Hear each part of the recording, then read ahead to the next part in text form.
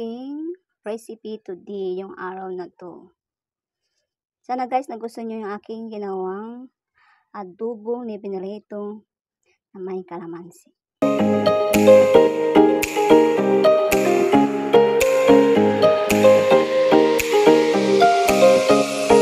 Hi guys! Magluto ngayon tayo ng ating uulamin. Ako ay magluto na lang ng, meron ako ditong manok.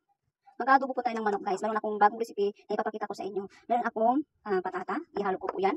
Siyempre meron akong luya, kailangan may ginger tayo at meron tayong onion. Ito yung onion ko guys. Tapos meron akong bell pepper at meron akong luya. Siyempre, lalagyan ko din po siya ng kalamansi. At gagamitin po tayo ng paminta, nor cubes, panglasa at seasoning. May seasoning din ako guys. Lalagyan po natin siya ng seasoning. Ngayon, gagamit din po tayo ng oyster sauce kasi nga hindi na tayo maglagay ng asukal. Oyster sauce na po ating lalagay.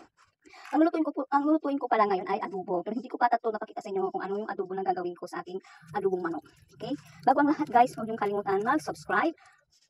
Like, subscribe, notification bell para update ka sa aking mga video. Katulad itong nagluluto ako syempre ng mga recipe para magayon niyo naman ako. At i-share niyo na rin guys yung aking channel na Sandra Gabani Vlogs guys. Ha, okay? At para naman update kayo sa aking mga videos, ako ay nag-upload. Katulad ng magluluto, travel or mukbang or unboxing. At kahit ano guys yung upload ko yung mga video, sana po i-share nyo rin. Thank you for watching. Sige po guys, pagpatuloy na po natin yung ating gagawin ngayong araw na to at mag-start na po tayo ng pagluluto. Ang gagawin guys, isindihin ko na po yung aking kawali ng aking kalan. At bago ang lahat guys, bago natin igisa yung ating mga sangkap, kailangan natin siyang painitin ng mainit para hindi po, hindi didikit yung ating mga sangkap sa ating kawali. Painitin po natin siya ng 15 minutes. Seconds lang para lang yung ating kawali. Mainit na po yung ating kawali. Next natin gagawin guys, kasi mainit na po yung ating kawali, ay lalagyan na po natin siya ng mantika. Yan. Panggisa lang po ng mantika yung ating ilalagay muna. Yung ginger. Tapos haluin natin para mag-brown yung ating mga sangkap. Ayan. Haluin natin mabuti yung ating sangkap. Next natin gagawin guys yung ating chicken. Nalagay yung ating chicken.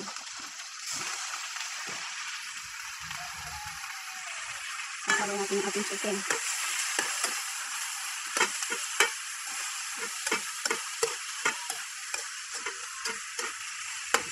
Next natin gagawin guys yung ating chicken.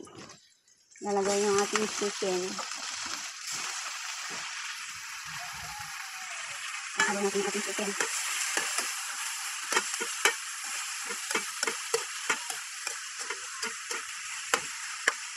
Gagawin guys, ilalagay lang po natin siya ng ating paminta. Next, ilalagay na po na siya ng konting tuyo. Konting tuyo lang. Pang pakulay ng ating chicken.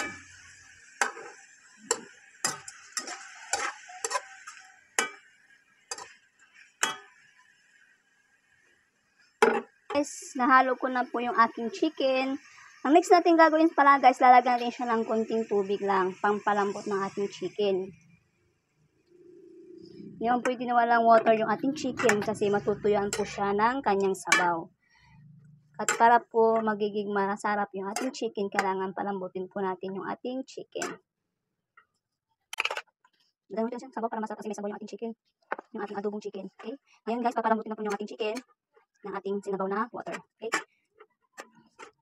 Yan. Ngayon, tatakpan ko na po yung ating chicken para umano yung kanyang water. Patuyuin po natin siya ng konti guys, yung ating water dyan sa ating chicken para lalong sumarap yung ating chicken. May ibang sangkap mamaya na po ilalagay pagtapos na po yung ating ginagawa. Next natin gagawin guys, at bubuksan na po natin yung ating niluto natin na ating pinalambot. Ang gagawin po natin ulit ay lalagyan po natin siya ng nor cubes.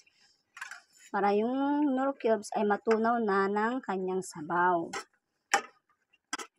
Lalagyan lang po natin yung nor cubes dyan para pandagdag ng lasa ng ating chicken. Pakulang po natin muna po siya ng 30 minutes pa ulit. Yung sauce niya, marami pang. Kailangan kasi yung sauce niya ay sarsa. Pang pasarsa. Next natin gagawin guys, tatapan natin siya ulit. Guys, bubuksan na po natin yung ating niluto. Titingnan po natin, i-check po natin yung ating manok. Kung okay na ba. Mayroon pa siyang sabaw. Kunting kulo pa. Bagong lahat guys, titimplan ko na po siya ng seasoning.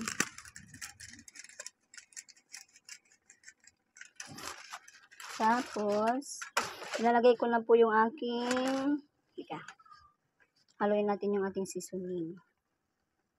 Para matunaw siya. Yan.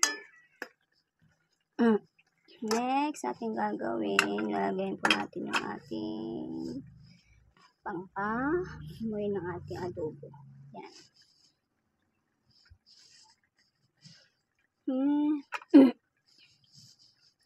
Yan, hayaan natin siyang magkulo-kulo.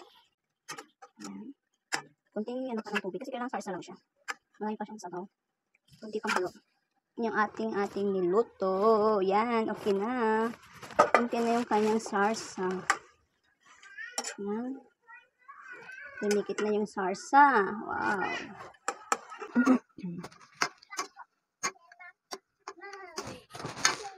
Next natin gagawin guys, lalagay natin yung ating patata.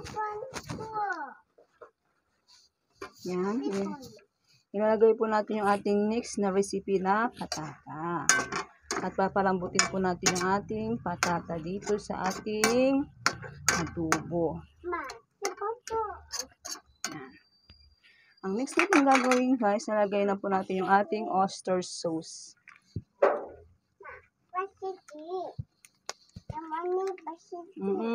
Yan. Ihalo na po natin yung ating oyster sauce. Lahat na po yun. Ihalo na. Yan. Yan. Haluin po natin yung ating ating oyster sauce.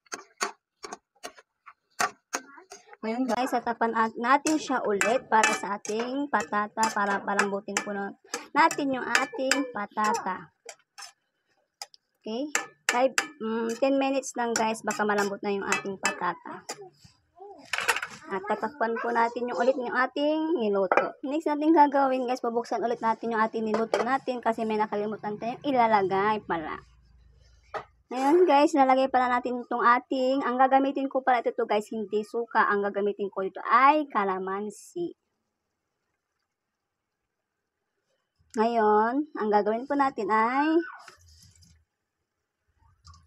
tatakpan lang po natin yung ating kalamansi. Hindi po natin siyang hahaluin para mag-absorb yung kanyang kalamansi.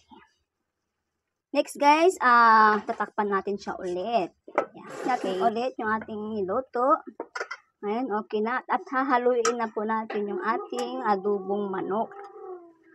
Dito natin yung carrots kung okay na ba yung carrots. Ayan. Ang next natin gagawin guys, yan, may sarsa na po yung ating kunti pa pala. Hilaw po yung ating carrots. Kunting luto pa sa ating carrots, guys. Hilaw pa. Masyadong matigas pa yung carrots natin. Okay? Lutuin pa natin yung kunti yung ating carrots. Tikman natin. Okay. Medyo masarap at medyo masim-masim ng konti sa ating kalamansi. Masarap kasi pag kalamansi yung ilalagay natin sa ating adobo. Masarap yung nam-nam niya sa kalamansi. Try nyo guys, magluto na may kalamansi. Hindi po tuyo ang ating gagamitin halos. Maggamit din po tayo paminsan-minsan ng ating gagawin guys ay luto na po yung ating patata. Ang gagawin po natin ulit, tatanggalin muna natin tong ating niluto. Yan, tatanggalin ko muna po ha. Ilalagay natin sa tabi. Maglalagay tayo ng kawali.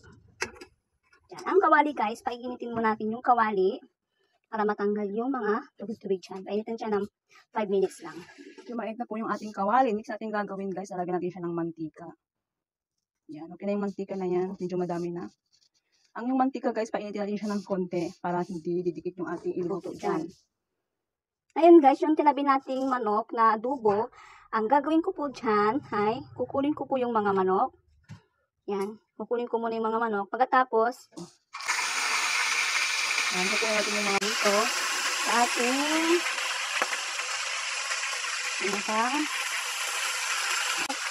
kukunin natin lahat dito sa ating adobo. Ang ating gagawin lang dyan guys brown lang. Huwag mo masyado tunugin kasi buti natin yung ating mga manok. Tumatay. Kasi ibabalik natin yung ating manok dyan, ha. Ipiprito lang natin yung, tatakpan po natin ating ano para di langawin. Magpiprito tayo at brown lang po gagawin natin dito. Ito natin yung ating manok, ipiprito ng kulay brown lang. Ayan guys, babalik tayo na yung ating mga manok, baka kulay brown na yan, brown na siya. Masarap po ito guys, adobuhin mo na may piprito. Masarap po ito, promise. Ikay nyo po siya na adobuhin ang pinirito. Yung sauce niya guys, yung nandun sa may adobo nyo, yung itatapon nyo na kasi ibabalik nyo po itong manok na pinirito natin. Babalik natin siya dito sa ating inabubo. Adobo na nga, pinirito ang manok. Okay? Nagawa na po siya. Nagawa na yung manok. Yan, kulay brown na po yan. Yan, kulay brown na po lahat.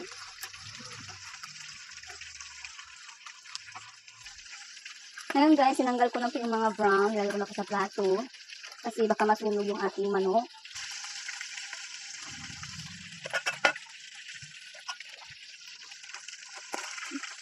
Yan, okay na po yan guys.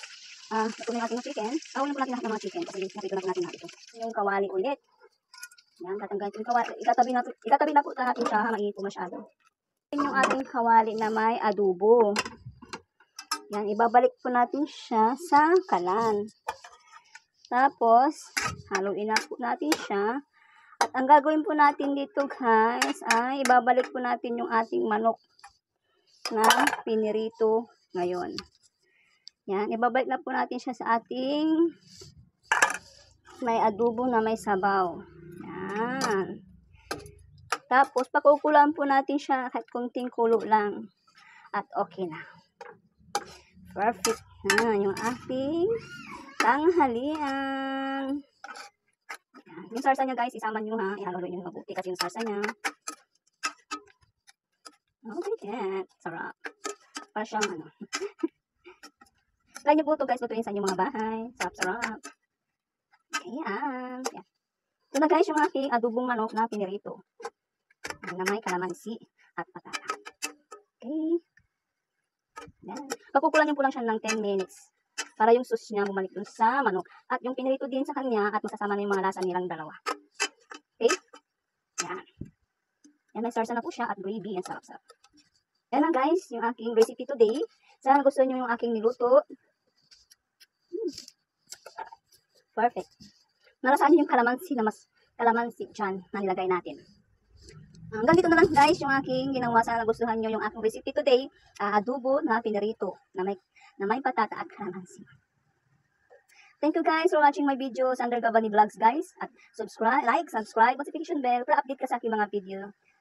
Sana nagustuhan nyo guys. Sana share nyo at i-like nyo. At i-share nyo, comment nyo kung meron kayong na-comment sa aking mga videos.